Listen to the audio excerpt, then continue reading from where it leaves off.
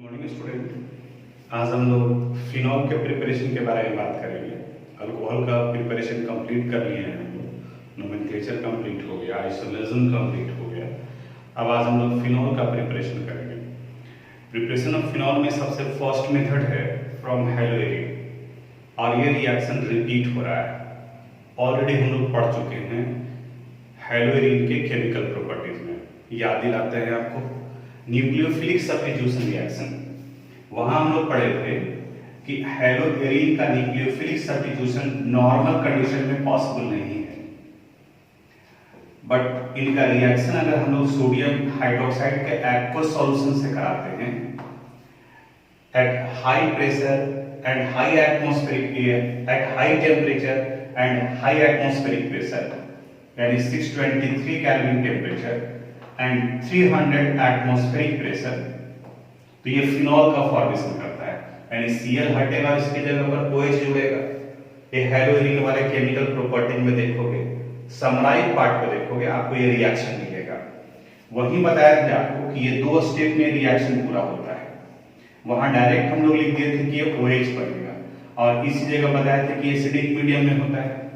Actually reaction में होता क्या है, जब हेलोएरिन, कोई भी हेलोएरिन ले सकते हो, जैसे क्लोरोबेंजीन लिए, इनका सोडियम हाइड्रोक्साइड के साथ रिएक्शन कराते हैं aqueous solution at high temperature 623 kelvin and high pressure 300 atmospheric pressure, तो सबसे पहले ये सोडियम फेनॉक्साइड का फॉर्मेशन करता है, यानी यहां ये बनता है OH, और हमें बनाना है OH यानी H। तो इस Na को हटाने के लिए इनका एसिडिफिकेशन किया जाता है, और इस एसिडिफिकेशन के लिए या तो आप HCl लिख सकते हो, या इस HCl की जगह पर H+ भी लिखा जाता है। Then it result the formation of phenol. तो इस कंडीशन में फिनॉल का फॉर्मेशन होता है। यहाँ ये फिनॉल बन 2 स्टेप। अब इसी को यहाँ और यहाँ ये 2 स्टेप में बन रहा है, तो 1 और 2 भी लिखा जाता है। जैसे सेकेंड मेथड ऑफ प्रिपरेशन है from benzene sulphonic acid, B है from benzene sulphonic acid, benzene sulphonic acid. Sulphonic acid यानी बेंजीन के साथ में SO3H ग्रुप लगा हुआ है, तो सल्फोनिक एसिड के प्रिपरेशन के लिए एक स्टेप पीछे आते हैं। तो एक स्टेप पीछे आएंगे तो बेंजीन का रिएक्शन ओलियम के साथ कराते हैं। ओलियम याद करो, बताए थे H2S2O7, इन्हें ओलियम कहा जाता है। सल्फोनेशन भी कहा जाता है इसे, याद करो, कंसंट्रेटेड सल्फ्यूरिक एसिड के साथ सारा रिएक्शन पढ़ा हुआ है, उसी का यहाँ रिपीटेशन है। हेलोएरिन में याद करो, नाइट्रेशन NO2 ग्रुप ऐड हुआ था, सल्फोनेशन SO3H ग्रुप ऐड हुआ था, तो वहां क्लोरीन था तो SO3H जो 12 पोजीशन पे जुड़ा था। यहाँ बेंजीन है तो सिर्फ एक ही फंक्शनल ग्रुप यहाँ अटैच होगा, तो यहाँ बेंजीन के साथ में SO3H ग्रुप ऐड हुआ, यानी कि डायरेक्ट यहाँ ऐड नहीं हो रहा था OH ग्रुप, ये हुआ। अब इनका रिएक्शन कराते हैं NaOH के साथ में। अब फिर जब NaOH के साथ कराते हैं तो इनका फॉर्मेशन होता है सोडियम फेनॉक्साइड का, यानी ONA का।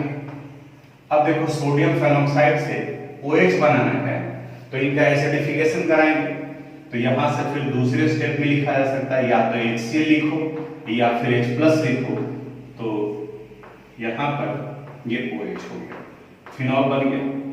आप बुक देखेंगे तो इन दोनों स्टेप को एक साथ में लिखा है, 1 और 2 करके लिखा है। आप दोनों लिख लीजिए, याद रहेगा 1 और 2 का क्या मतलब है।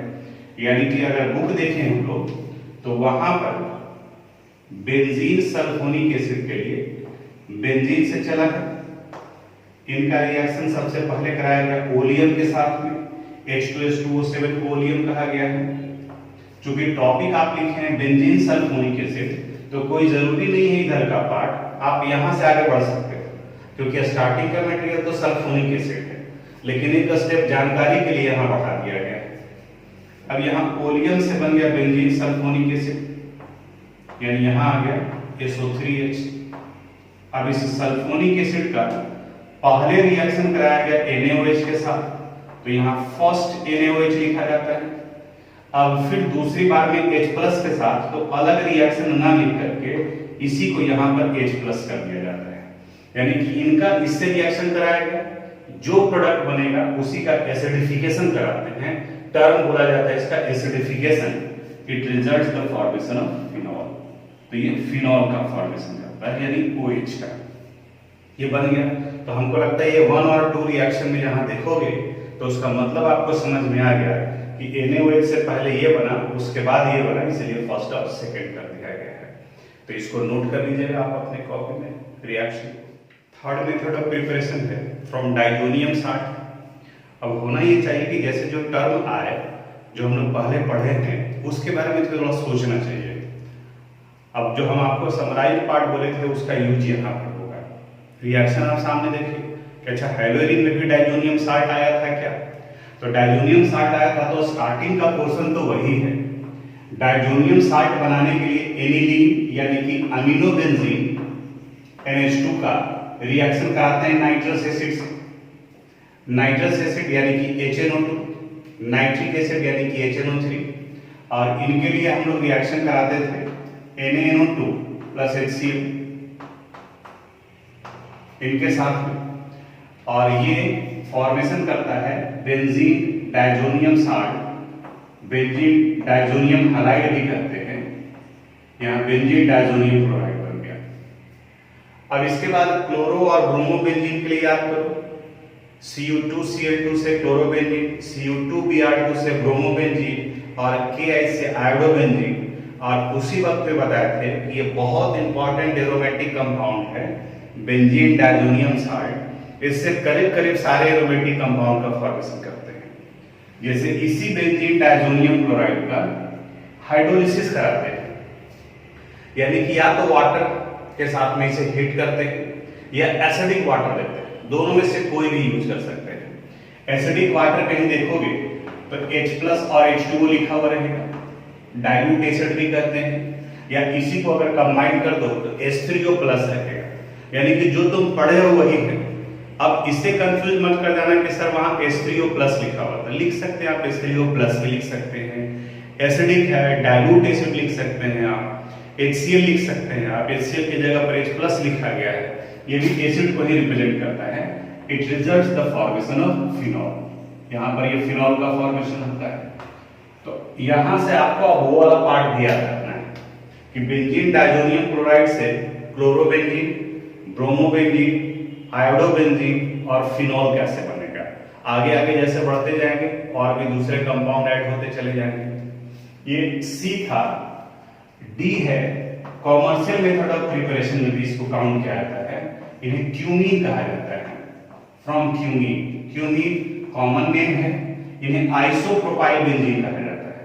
अब आइसोप्रोपाइल देखो, प्रोपाइल है और जिसमें ब्रांच लगा हुआ, जैसे इसे अगर हम लोग ले लिए यहाँ, इस जगह पर CH3 कर देते हैं और यहाँ ये बेंजीन। ध्यान से देखना इसको, 1 2 3 कार्बन एटम है, यानी कि प्रोपाइल लगा हुआ है, लेकिन यह ब्रांच के फॉर्म में है, इसलिए इसको आइसोप्रोपाइल बेंजीन कहा जाता है। इसे कॉमन नेम में क्यूमीन भी कहते हैं, प्रोपाइल बेंजीन भी कर सकते हैं, सेकेंडरी नेचर का है ये। अब जब इनका हम लोग ऑक्सीडेशन कराते हैं तो क्यूमीन हाइड्रोपेरोक्साइड का फॉर्मेशन होता है, यानी इस जगह दोनों ऑक्सीजन ऐड हो जाएंगे और ऑक्साइड लिंकेज से। ऑक्सीजन और ऑक्सीजन इस तरीके से अगर जुड़ते हो तो उन्हें पेरोक्साइड लिंकेज कहा जाता है, यानी कि क्यूमीन हाइड्रोपेरोक्साइड बना।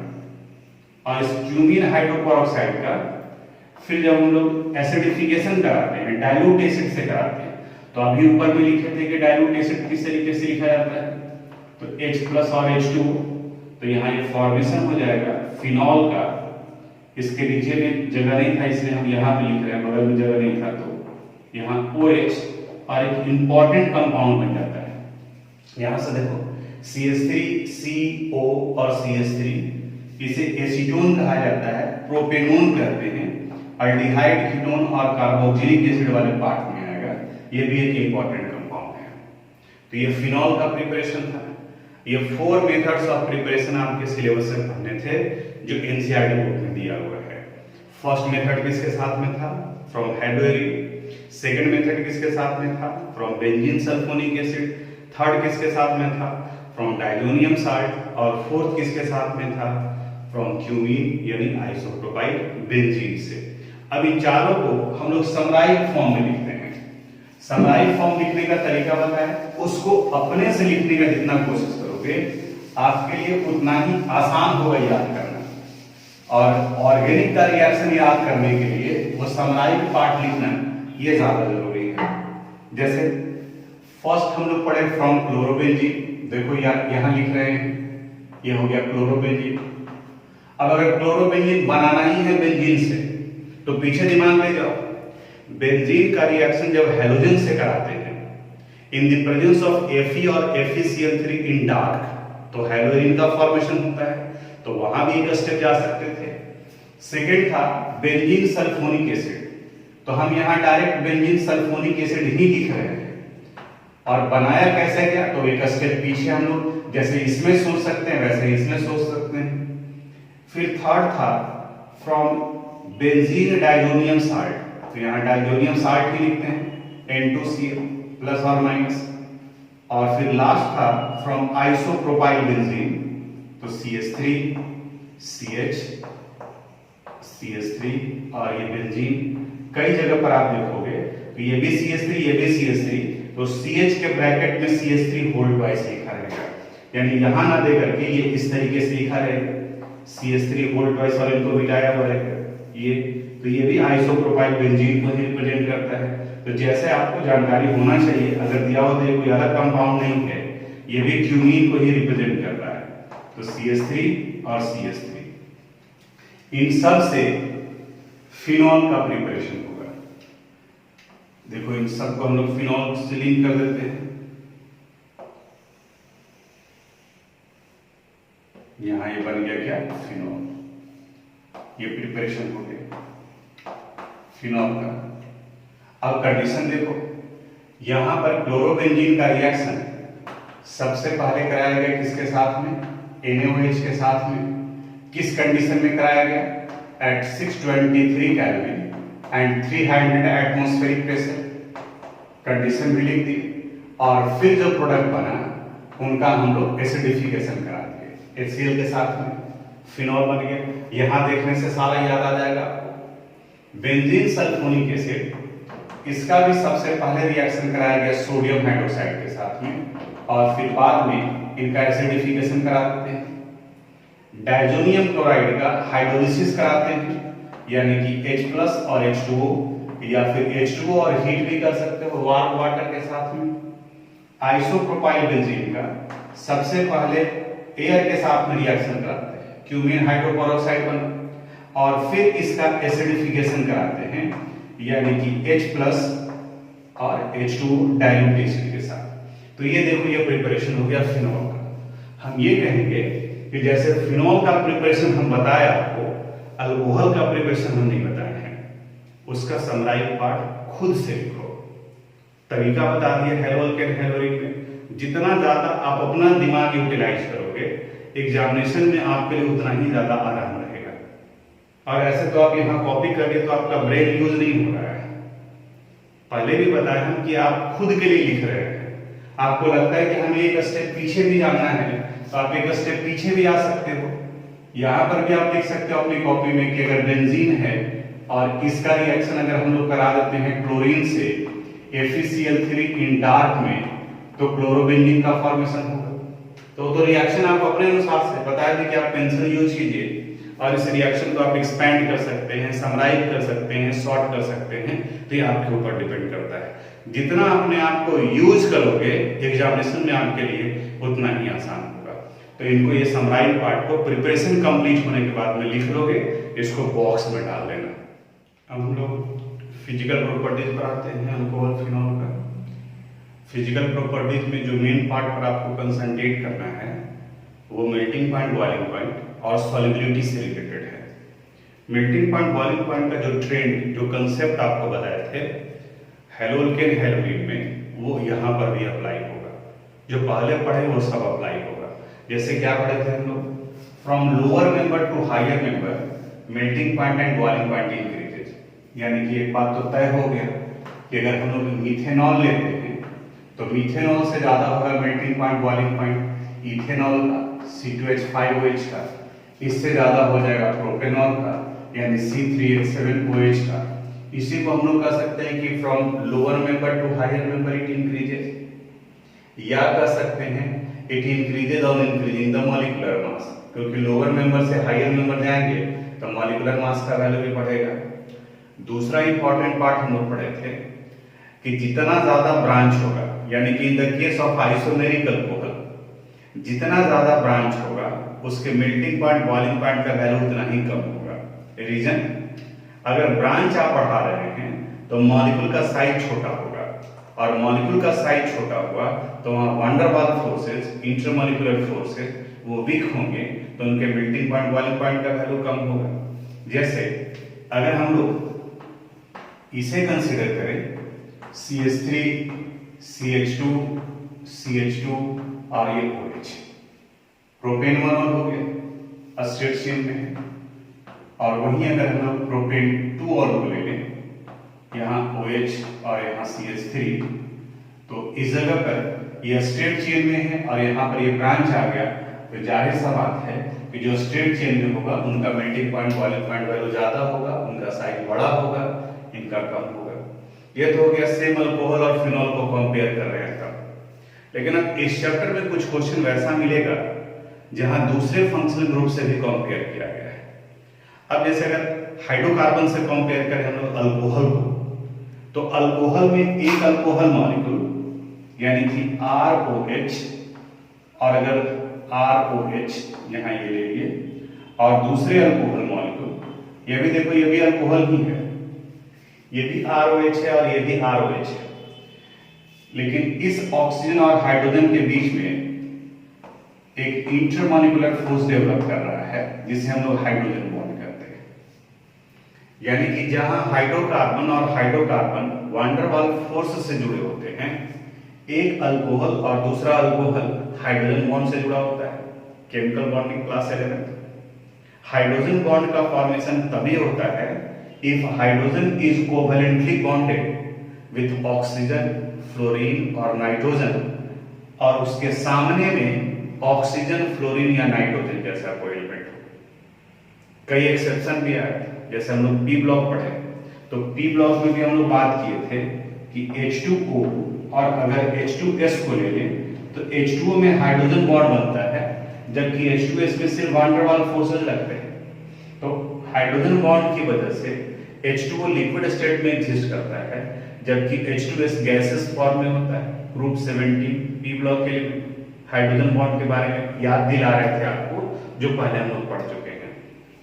यानी हाइड्रोकार्बन के रिस्पेक्ट में अल्कोहल का melting point boiling point high होता है अगर सेम मॉलिक्यूलर मास वाले को कंपेयर करें। ये एनसीईआरटी बुक में क्वेश्चन भी है, एक्सरसाइज में दिया हुआ है। रीजन इसका क्या है? रीजन है कि हाइड्रोकार्बन के केस में सिर्फ वैन डर वाल्स फोर्स लगते हैं, जबकि अल्कोहल के केस में हाइड्रोजन बॉन्ड का फॉर्मेशन होता है। तो due to hydrogen bonding alcohol have high molecular high melting point and boiling point value. Sequence कैसे याद रखोगे वो यहां बता देते हैं, और यही पैटर्न आपका काम करेगा अल्डिहाइड कीटोन कार्बोक्सिलिक एसिड में। यानी कि सेम मॉलिक्यूलर मास वाले में सबसे कम होगा हाइड्रोकार्बन का, इस हाइड्रोकार्बन से ज्यादा रखोगे हेलो अल्केन का, इस हेलो अल्केन से ज्यादा मेल्टिंग पॉइंट बॉइलिंग पॉइंट का वैल्यू आएगा ईथर का, ईथर से ज्यादा मेल्टिंग पॉइंट बॉइलिंग पॉइंट का वैल्यू आएगा, ईथर से आगे बढ़ोगे तो अल्डिहाइड का, अल्डिहाइड से ज्यादा होगा कीटोन का, स्लाइटली बढ़ता है कीटोन में, इनसे ज्यादा होगा अल्कोहल का, और सबसे ज्यादा होगा कार्बोक्सिलिक एसिड का। एक्चुअली कार्बोक्सिलिक एसिड जब हम लोग पढ़ेंगे अल्डिहाइड कीटोन कार्बोक्सिलिक एसिड, तो वहां देखेंगे कि इसमें दो दो हाइड्रोजन बॉन्ड का फॉर्मेशन होता है। यानी एक कार्बोक्सिलिक ग्रुप और दूसरे कार्बोक्सिलिक एसिड के बीच में दो हाइड्रोजन बॉन्ड का फॉर्मेशन होता है, तो वहां इंटरेक्शन और स्ट्रांग हो जाता है, इसलिए इसका melting point boiling point in सब में सबसे ज्यादा होता है। तो इस वाले पॉइंट को ध्यान में रखोगे तो बाकी सारा क्वेश्चन जो है वो आपका सोल्व होता चला जाएगा। अब आते हैं सॉल्युबिलिटी पर। अल्कोहल ऑर्गेनिक कंपाउंड है, लेकिन ऑर्गेनिक कंपाउंड होते हुए भी ये वाटर में सॉल्युबल है, क्योंकि अल्कोहल वाटर के साथ हाइड्रोजन बॉन्ड का फॉर्मेशन करता है। ये अल्कोहल मॉलिक्यूल हो गया और ये वाटर मॉलिक्यूल हो गया। अब इस वाटर और अल्कोहल के बीच में हाइड्रोजन बॉन्ड बनते हैं, and due to the formation of hydrogen bonding alcohol and phenol are soluble in water. Phenol भी बनाएगा, आर की जगह पर आप बेंजीन को रख देते हो, यहाँ एक बेंजीन रख दिया, यहाँ O हो गया, इस जगह पर H, और फिर इधर में वाटर मॉलिक्यूल, तो इनके बीच में भी हाइड्रोजन बॉन्ड बन रहा है। तो इनका सॉल्युबिलिटी होता है हाइड्रोजन बॉन्डिंग की वजह से। आपको पता है कि हाइड्रोकार्बन का पार्ट हाइड्रोफोबिक नेचर का होता है, वाटर रिपेलिंग नेचर का होता है। Surface chemistry soap and detergent जब बता रहे थे तो उस वक्त में मिसल्स के बारे में, तो जैसे जैसे lower member to higher member की तरफ में हम लोग शिफ्ट करते हैं, सॉल्युबिलिटी का रेट डिक्रीज करता है, क्योंकि हाइड्रोकार्बन का नंबर बढ़ेगा, कार्बन एटम बढ़ेंगे, हाइड्रोकार्बन का अमाउंट बढ़ेगा, हाइड्रोफोबिक प्रॉपर्टीज बढ़ेगा, तो सॉल्युबिलिटी डिक्रीज करता है। कंक्लूजन ये आया कि alcohol and phenols are soluble in water because they are capable to form hydrogen bond with water molecule, but their solubility decreases on increasing the molecular mass. उनके molecular मास बढ़ने से वो घटता है। तो ये इतना मेन पार्ट ये रहा। ये हम लोग हैलोजन हैलोजन में भी पढ़े थे, ये पॉइंट भी वही पढ़े थे, ये हर जगह पर यूज होगा। और ये पॉइंट अगर ध्यान में रखोगे तो एल्डिहाइड कीटोन कार्बोक्सिलिक एसिड तक का क्वेश्चन सोल्व कर सकते हो यहीं तक में अरेंजमेंट के अनुसार से। तो आज हम लोग प्रिपरेशन कंप्लीट कर लिए और फिर इसका अल्कोहल फिनॉल का फिजिकल प्रॉपर्टीज कंप्लीट कर लिए। अब हम लोग बॉइलिंग पॉइंट से रिलेटेड क्वेश्चन पर आते हैं। एग्जाम्पल 11.3 का ये क्वेश्चन है, इसको इंक्रीजिंग ऑर्डर में अरेंज करना है, यानी कि lower boiling point to higher boiling point arrange करना है। दोनों क्वेश्चन पे एक करके डिस्कस करते हैं। जैसे फर्स्ट वाले में पहले है पेंटेन 1, स्ट्रक्चर लिखो तो थोड़ा अंदाज लगेगा आपको। पेंटेन 1 और CH3 CH2 CH2 CH2 1 2 3 4 CH2 और ये OH। पेंटेन 1 और ब्यूटेन 1 और यानी CH3 CH2 CH2 CH2 और ये OH। ब्यूटेन 1 और butane 2 all CH3 CH2 CH OH और यहाँ CH3 ब्यूटेन 2 ऑल। इथेनॉल यानी CH3 CH2 OH। Propane 1 of CH3 CH2 CH2 और OH। प्रोपेन 1 ऑफ और मीथेनॉल यानी CH3OH। अब देखो lower member to higher member पड़ता है, सबका सब अल्कोहल है, ये तो तय हो गया। यहाँ पेंटेनॉल है, ये ब्यूटेनॉल है, ये भी ब्यूटेनॉल है और ये भी ब्यूटेनॉल है, यानी इसके बारे में थोड़ा ध्यान से सोचना होगा। ये इथेनॉल है, ये प्रोपेनॉल है, इसको नंबर बैठा देते हैं। फर्स्ट, यहाँ ये सेकेंड, ये थर्ड, ये फोर्थ, ये फिफ्थ और ये सिक्स। तो सबसे कम जिसका मॉलिक्यूलर मास होगा उसका मेल्टिंग पॉइंट बॉइलिंग पॉइंट कम होगा। तो सबसे कम किसका हो गया? मीथेनॉल का, यानी कि फिफ्थ का। इससे ज्यादा होगा इथेनॉल का, यानी कि 4 का। इससे ज्यादा होगा प्रोपेनॉल का, यानी कि फिफ्थ का। सॉरी, ये सिक्स्थ है, तो पहले 6 का, फिर 4 का और फिर फिफ्थ का। अब ब्यूटेनॉल में देखो, यहां भी ब्यूटेनॉल है और यहां भी ब्यूटेनॉल है। तो हम लोग पढ़े कि जितना ज्यादा ब्रांच होगा मेल्टिंग पॉइंट बॉइलिंग पॉइंट उतना ही कम होगा। तो ये भी ब्यूटेनॉल और ये भी ब्यूटेनॉल, तो यहाँ एक ब्रांच है तो थर्ड का कम होगा और इस थर्ड से ज्यादा सेकंड का आ जाएगा और सबसे ज्यादा होगा फर्स्ट का, यानी कि पेंटेनॉल का। ये सीक्वेंस आ गया। अब एग्जामिनेशन में आप ये 6 4 5 थर्ड ये लिखोगे नहीं, क्योंकि वो तो दिया हुआ नहीं है। अगर यहाँ दिया रहता 1 2 तब माना जाता, आपको पूरा लिखना चाहिए।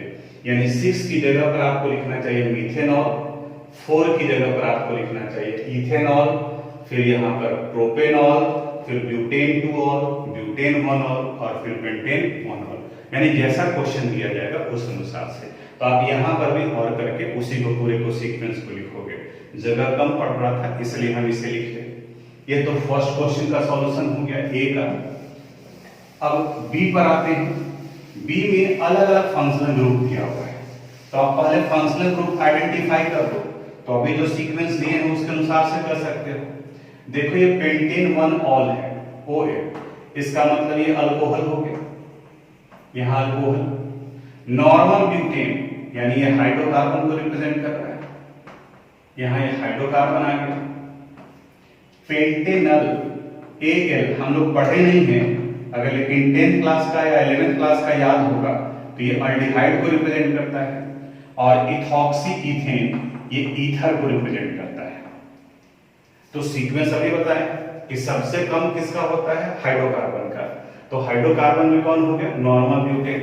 तो अगर बी का आंसर लिखेंगे हम लोग तो इस तरीके से लिखेंगे, सबसे कम होगा नॉर्मल ब्यूटेन का, इससे ज्यादा होगा अल्कोहल का, सबसे ज्यादा हो गया यहाँ पर अल्डिहाइड का और ईथर का, तो ईथर से ज्यादा होता है अल्डिहाइड का। तो नॉर्मल ब्यूटेन के बाद में ईथर यानी इथॉक्सी इथेन, ये आएगा इथॉक्सी इथेन। इसके बाद में अल्डिहाइड यानी कि पेंटेनल, पेंटेनल, और सबसे ज्यादा हो गया पेंटेन 1 का, पेंटेन 1। ये हो गया इंक्रीजिंग ऑर्डर में। अगर ये क्वेश्चन कहता है कि डिक्रीजिंग ऑर्डर में कीजिए तो फिर इसको रिवर्स कर देते, पहले पेंटेन 1 ऑल, फिर पेंटेनल, फिर इथॉक्सी इथेन, फिर नॉर्मल ब्यूटेन।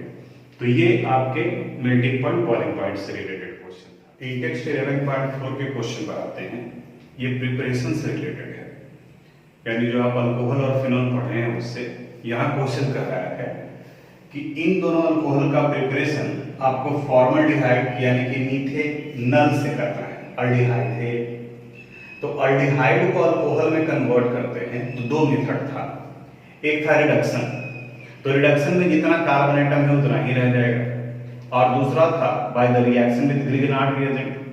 तो ग्रिगनार्ड रिएजेंट में एडिशनल कार्बन एटम आकर जुड़ जाता था। यहां पर इसमें फॉर्मल्डिहाइड में 1 कार्बन है और इसमें नंबर ऑफ कार्बन एटम ज्यादा है, इसका मतलब यहां ग्रिगनार्ड रिएजेंट का यूज किया गया है। अब ग्रिगनार्ड रिएजेंट में कौन सा ग्रिगनार्ड रिएजेंट यूज होगा वो कार्बन एटम डिसाइड करेगा। ध्यान से देखना, यहां इस मीथेनल में 1 कार्बन है, इसका मतलब यह हुआ कि ये सिर्फ CH2OH ग्रुप ही सिर्फ इस पार्ट से आएगा, और बाकी का ये जो रेस्ट पार्ट है वो ग्रिगनार्ड रिएजेंट से होगा। उसी तरह से यहां पर भी 1 कार्बन एटम कंटेनिंग अल्कोहल ये यहां आ गया इस मीथेनल से, और ये पार्ट ग्रिगनार्ड रिएजेंट से आ गया। अब ग्रिगनार्ड रिएजेंट का रिएक्शन आप याद करो, हमें स्टार्ट करना है HCHO से। तो फर्स्ट है, तो बताया था कि किस तरीके से लिखना है आपको, HCH और double bond HCHO। Grignard reagent RNGX था, तो R की जगह पर ये पूरा पार्ट रखेंगे हम लोग, तो यहां आ गया CH3 CH और ये CH3। देखो यहीं से डिफरेंशिएट कर दिए, 1 कार्बन था इसलिए 1 कार्बन यहां निकाल दी CH3, और इस जगह पर MgX यानी ग्रिगनार्ड रिएजेंट।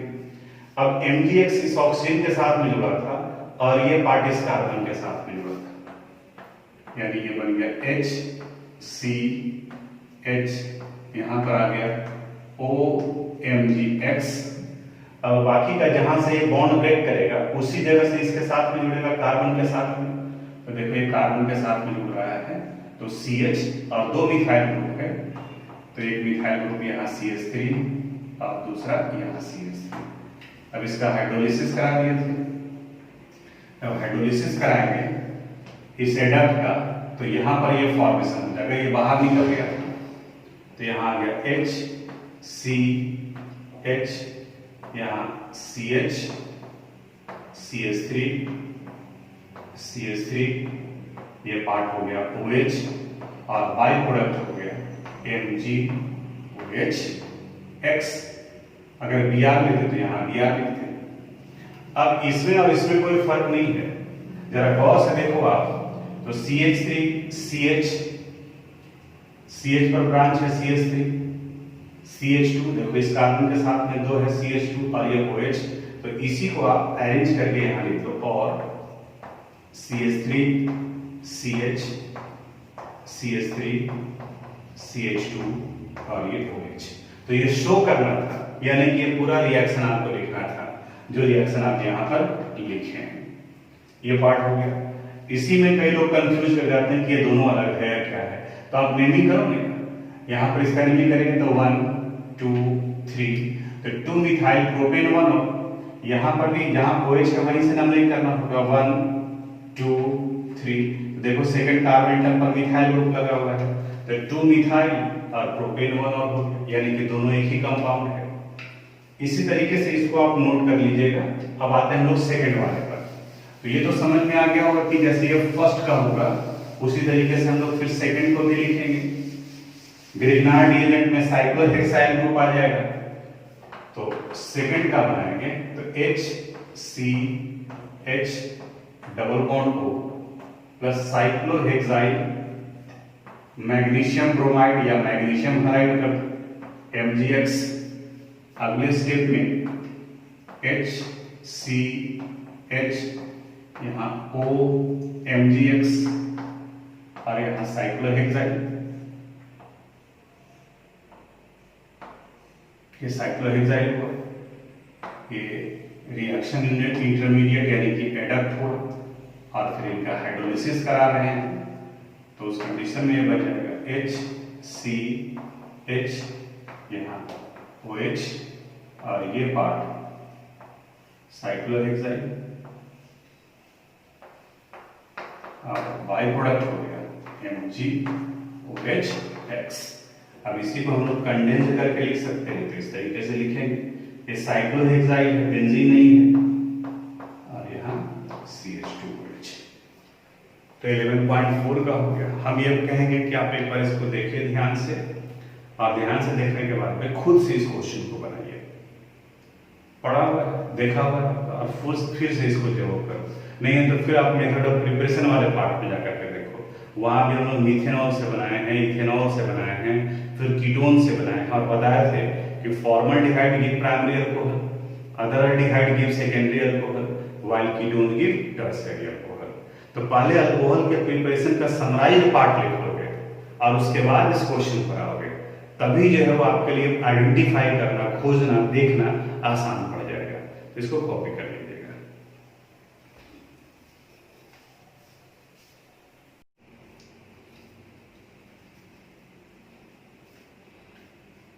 इंटेक्स्ट का 11.5 ये प्रिपरेशन से रिलेटेड है, अल्कोहल के प्रिपरेशन से रिलेटेड, यानी कि यहाँ वही रिएक्शन डिस्कस किया गया है जो हम लोग अल्कोहल की प्रिपरेशन में इसके पहले वाले वीडियो में देख चुके थे।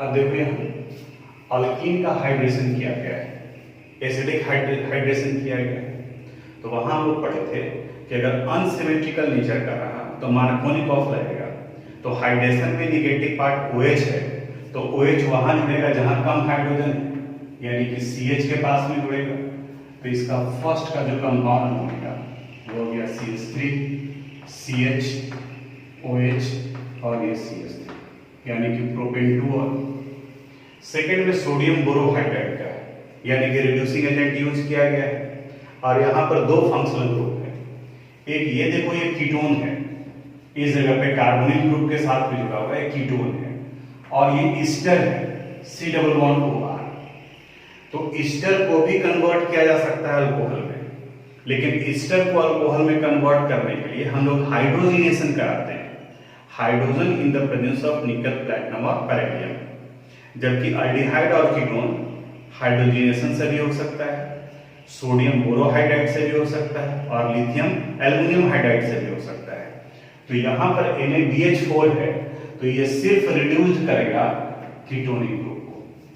रिड्यूसिंग स्ट्रेंथ के अनुसार से अगर अरेंज करो तो सोडियम बोरोहाइड्राइड से ज्यादा पावर होता है हाइड्रोजिनेशन का, और हाइड्रोजिनेशन से ज्यादा पावर होता है लिथियम एल्युमिनियम हाइड्राइड का। तो अगर वो रहता तो ये भी कन्वर्ट कर जाता OH में, ये भी कन्वर्ट कर जाता OH में, लेकिन यहाँ पर सोडियम बोरोहाइड्राइड है तो सिर्फ ये पार्ट कन्वर्ट करेगा OH में, तो सिर्फ कीटोनिक ग्रुप को कन्वर्ट कर दो OH में, और बाकी का जो रेस्ट पार्ट जैसे था उसी तरीके से लिखोगे, यानी कि हिस्टर है ये उसी तरीके से आ जाएगा, यानी O और यहाँ पर CH3। यहाँ पे वही देखो अल्डिहाइड है, सोडियम बोरोहाइड्राइड है, तो अल्डिहाइड को अल्कोहल में कन्वर्ट कर जाएगा, तो बाकी सब कुछ वही, सिर्फ जहाँ अल्डिहाइड है उसकी जगह पर अल्कोहल डाल दोगे, यानी CH, यहाँ CH3 और इस जगह पर CH2 और ये OH, यानी अल्कोहल बन गया। तो अभी तक का जितना क्वेश्चन था वो सारा हम सोल्व करवाते जा रहे हैं। अब आप में से कोई ये मत कहिएगा कि सर एक्सरसाइज में क्वेश्चन दिया था what is hydroboration oxidation reaction, अब वो भी लिखवाने की जरूरत है क्या? वो तो सारा प्रिपरेशन में बता दिया। आपको एक्सरसाइज में क्वेश्चन मिलेगा how you can prepare phenol from cumene, अब ये बताने की जरूरत है क्या? अभी तो प्रिपरेशन में बताएं। क्वेश्चन तो वो होगा ना जहां उस कंसेप्ट से रिलेटेड ही कुछ और बताया है। जैसे यहाँ पर ये क्वेश्चन दे दिया है, पढ़ाया हुआ था, फिर भी हम बताया कि जिन लोगों से नहीं बनाया है तो एक बार हम उसको एक्सप्लेन कर देते हैं। लेकिन वो क्वेश्चन मत भूलिएगा कि क्लोरोबेंजीन को सर फिनॉल में कन्वर्ट करने वाला क्वेश्चन था, अरे वो तो लिखवाए हैं, तुम नोट्स पलट करके देखो।